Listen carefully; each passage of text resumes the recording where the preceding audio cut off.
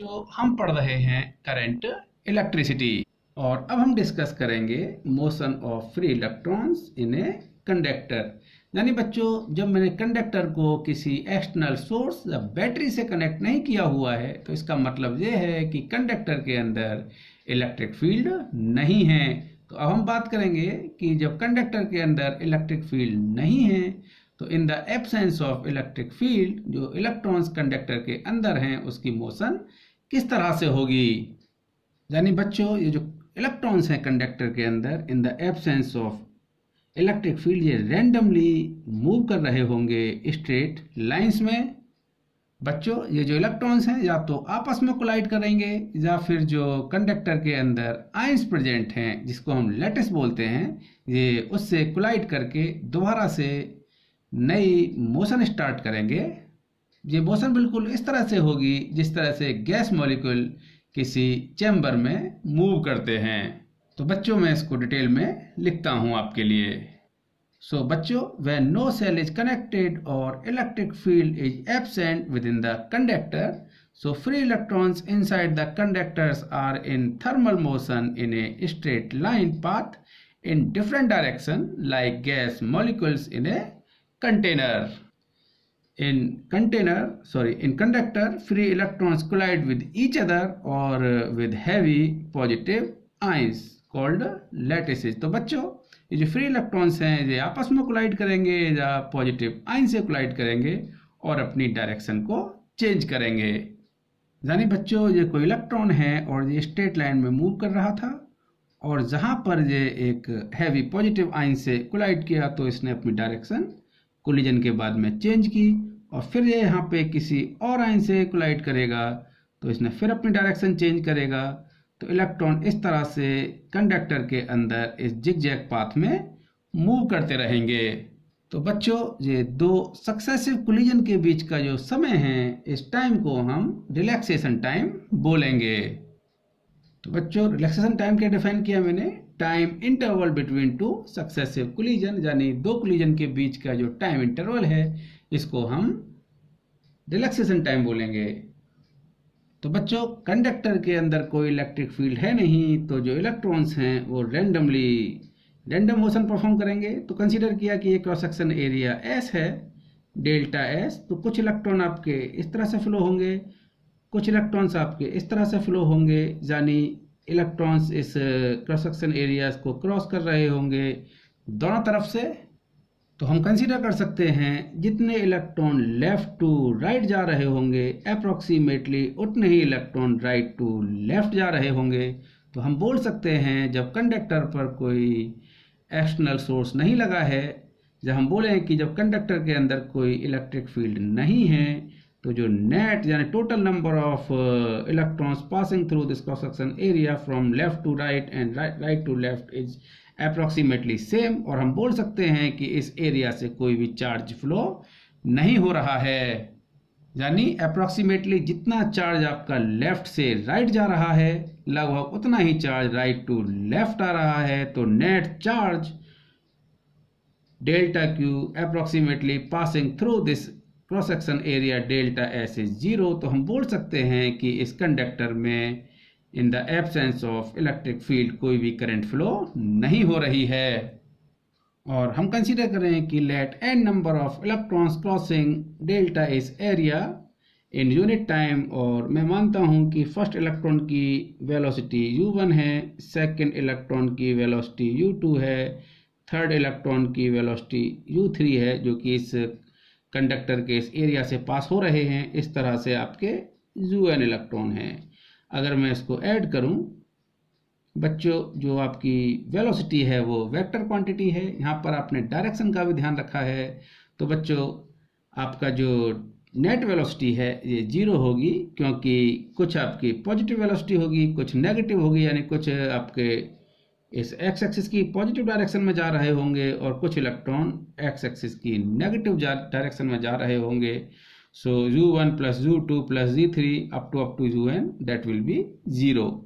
तो हम बोल सकते हैं कि ये जो क्रॉस सेक्शन एरिया है इससे कोई भी करंट पास नहीं हो रही है, यानी कोई चार्ज पास नहीं हो रहा है।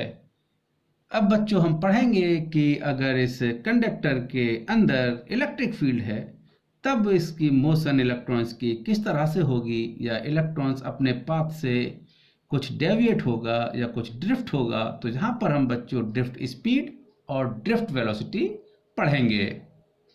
तो बच्चों ये कोई कंडक्टर है और इस कंडक्टर के अंदर तो large number of free electrons होंगे, और जब हम इस कंडक्टर के इनसाइड इलेक्ट्रिक फील्ड अप्लाई करते हैं, जब हम बोले हैं कि इस कंडक्टर को एक एक्सटर्नल बैटरी से कनेक्ट करें, तो जो इलेक्ट्रॉन्स हैं उन पर इलेक्ट्रिक फील्ड की अपोजिट डायरेक्शन में फोर्स लगेगा।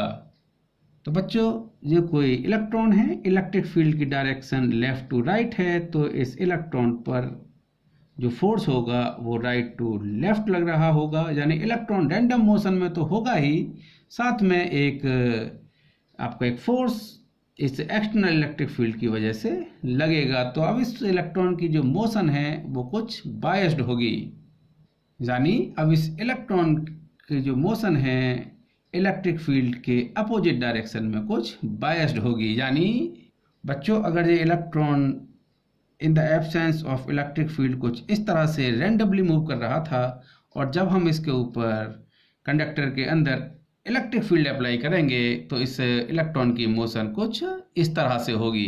यानी बच्चों ये जो मैंने रेड कलर से दिखाया है ये इलेक्ट्रिक फील्ड लगने के बाद में मोशन है, यानी ये अपने पाथ से कुछ डेविएट हुआ या ड्रिफ्ट हुआ। इलेक्ट्रॉन एक्सटर्नल इलेक्ट्रिक फील्ड की वजह से अपने पाथ से कुछ ड्रिफ्ट हुआ।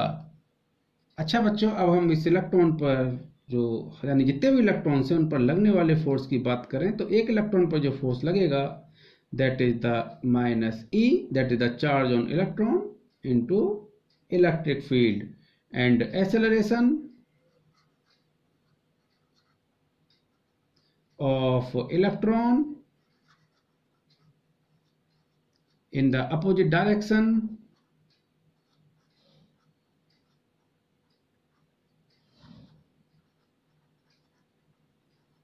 of electric field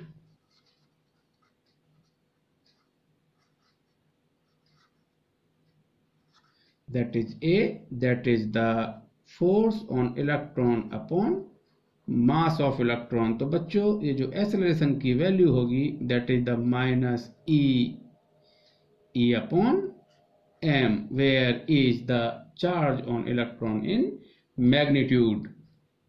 तो बच्चों इलेक्ट्रॉन पर इलेक्ट्रॉन का एक्सेलरेशन ये होगा। अब सोचिए बच्चों अगर ये इलेक्ट्रॉन किसी हैवी आयन से टकराता है और जैसे टकराएगा तो इसकी वेलोसिटी फिर जीरो हो जाएगी और ये इलेक्ट्रॉन फिर इस एक्सेलरेशन से मूव करेगा, और जब तक मूव करेगा जब तक कि ये किसी दूसरे हैवी आयन या किसी और इलेक्ट्रॉन से कोलाइड ना करे, और इलेक्ट्रॉन फिर दोबारा से अपनी मोशन स्टार्ट करेगा।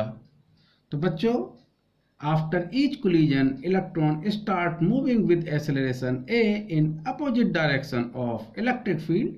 So let t be the relaxation time, यानी time between two successive collision. Then the velocity of electron before next collision, तो हम लिख सकते हैं v equal to u plus at, यानी ये जो हमारी मोशन की फर्स्ट इक्वेशन थी यहाँ से लिख सकते हैं velocity of electron that is the initial velocity u plus a that is the minus e upon m into t। बच्चों माइनस साइन का मतलब है कि इलेक्ट्रॉन पर जो एक्सेलरेशन है वो इलेक्ट्रिक फील्ड की अपोजिट डायरेक्शन में है, और हम मैग्नीट्यूड में लिख सकते हैं v equal to vector u plus e upon m into t। तो ये बच्चों किसी इलेक्ट्रॉन की वेलोसिटी होगी जो कि किसी कंडक्टर के अंदर रैंडम मोशन कर रहा है, यानी u तो आपकी इनिशियल वेलोसिटी है, this is the acceleration due to the electric field, and t is the relaxation time. तो बच्चों में एक जनरल बात की है, अब अगर हमारे कंडक्टर के अंदर तो बहुत सारे इलेक्ट्रॉन्स हैं तो हम हर एक की वेलोसिटी फाइंड आउट करेंगे। तो मैं इस डिस्कशन को अब नेक्स्ट शीट पर ले जाता हूँ।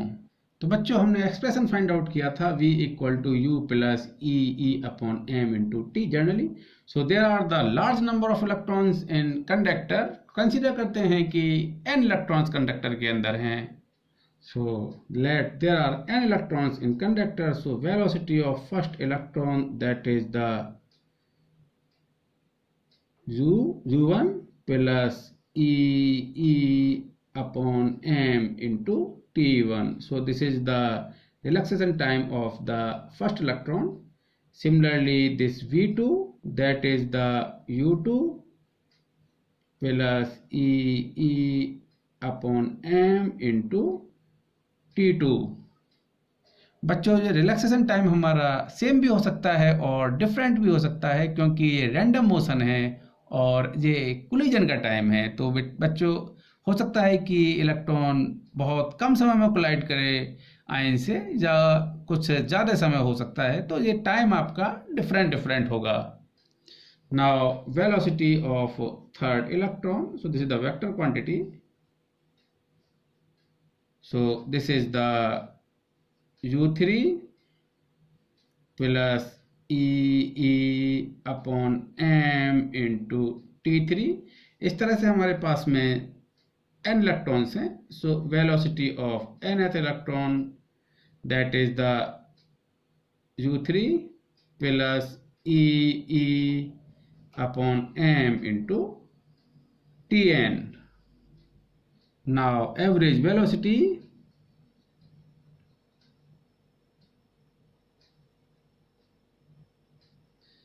that is the v, इसको हम vd से लिखते हैं, और that is the v1 plus v2 up to plus vn upon n. बच्चों मैं इसको लिखता हूँ, that is the u1 plus e upon m into t1 plus u2 plus e upon m into t2 plus. बच्चों मैंने consider किया है कि ये n इलेक्ट्रॉन्स हैं, तो ये फर्स्ट इलेक्ट्रॉन के लिए second third up to nth electron and divide by n, क्योंकि मैं एवरेज वेलोसिटी की बात कर रहा हूं. So this average velocity vd, that equal to, this is the u1 plus u2 plus u3 up to un upon n plus. बच्चों मैं इसको सिंप्लीफाई कर रहा हूँ, e अपॉन m मैंने यहाँ से कॉमन लिया, तो यहाँ बचेगा t1 plus t2 plus t3 up to tn upon n. बच्चों ध्यान से देखिए, दिस द एवरेज वेलोसिटी,